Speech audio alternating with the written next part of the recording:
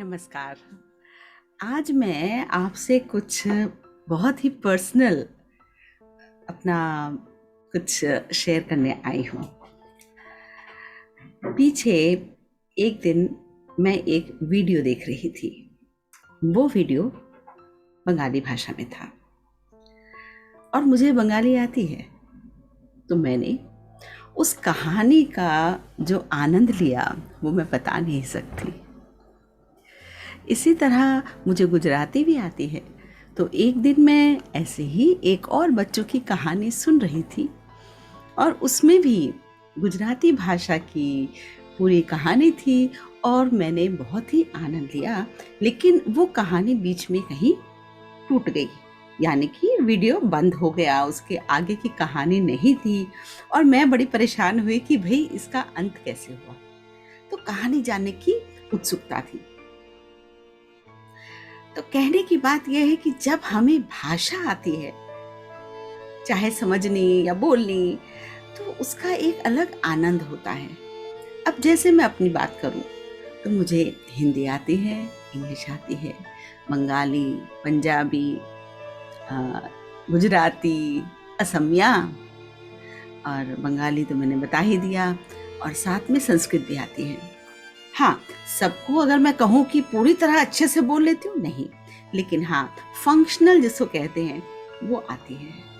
तो आज जब इतनी भाषाएं मुझे आती है तो इतना आनंद आता है, क्योंकि मेरे लिए ये संसार बहुत बड़ा हो जाता है जिसमें मैं कुछ भी पढ़ सकती हूँ, कुछ भी समझ सकती हूँ, खासकर इन भाषाओं की।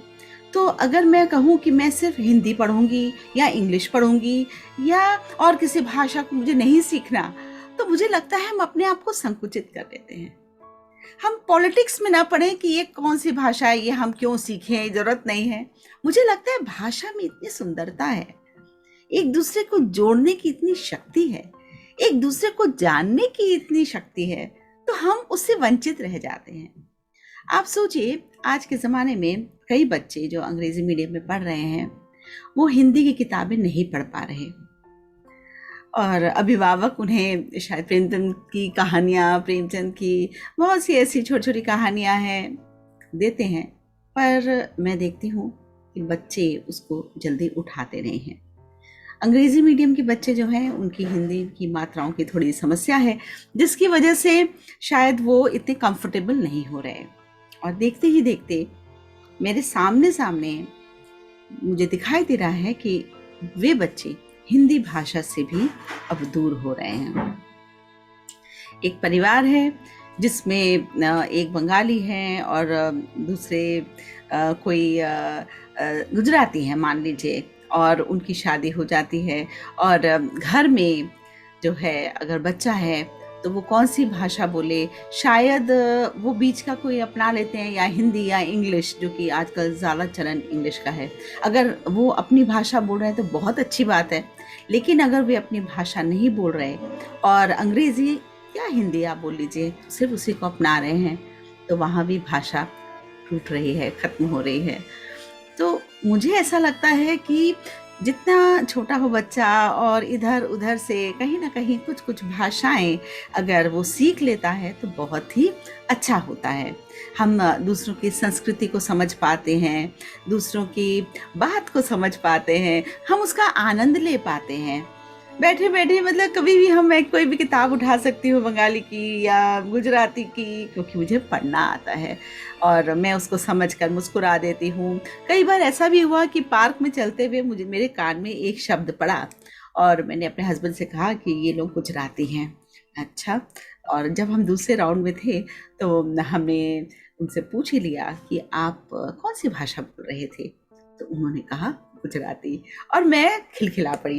तो उन्होंने बोला क्या हुआ, तो फिर मैंने बताया कि आपका एक शब्द जो था वो मुझे आपकी पहचान बता गया, और मुझे बहुत अच्छा लगा कि आपसे मैं गुजराती में बात भी कर सक रही हूँ, और आप गुजराती हैं। आप मानेंगे हम उनको जानते नहीं थे, लेकिन अब हम पार्क में जब भी मिलते हैं हम मुस्कुराते हैं, हम हालचाल पूछते हैं। तो एक भाषा ना दूसरे को जोड़ती है। तो हम एक भाषा को लेकर चल रहे हैं कि नहीं हमें हिंदी तो नहीं सीखनी, नहीं हमें ये भाषा नहीं सीखनी, दूरी ना बनाएं। मेरा कहने का अर्थ यही है कि कोई भी भाषा आपके सामने आती है, इच्छा जागृत करें कि अरे देखे तो इसके अक्षर कैसे हैं, क्या मैं ये सीख सकता हूँ, क्या थोड़ा भी जान जाऊं, शायद सुनने से ही कुछ मुझे पता लग जाए, तो आपके सामने एक नया संसार खुल जाता है। तो आशा है कि आपको मेरी बात थोड़ी थोड़ी समझ आ रही होगी। जितनी भाषाएं आप जानते हैं उतनी आपके लिए ही बेहतर है।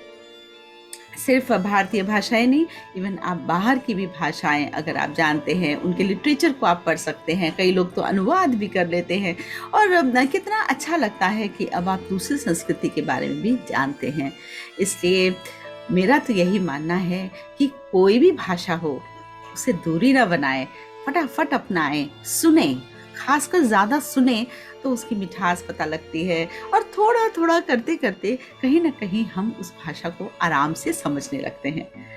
तो जिस तरह मैं कई भाषाएं बोल सकती हूँ, समझ सकती हूँ, और मुझे बहुत आनंद आता है, आप भी कोई एक भाषा, नई भाषा सीखने का प्रयास करें, कुछ शब्दों को जोड़ने का प्रयास करें, सीखने का प्रयास करें। आजकल तो बहुत ही सारे वीडियोस चल रहे हैं। मेरा मानना है एक एक करके एक एक शब्द उस भाषा के सीखे और देखिए कितना आनंद आता है।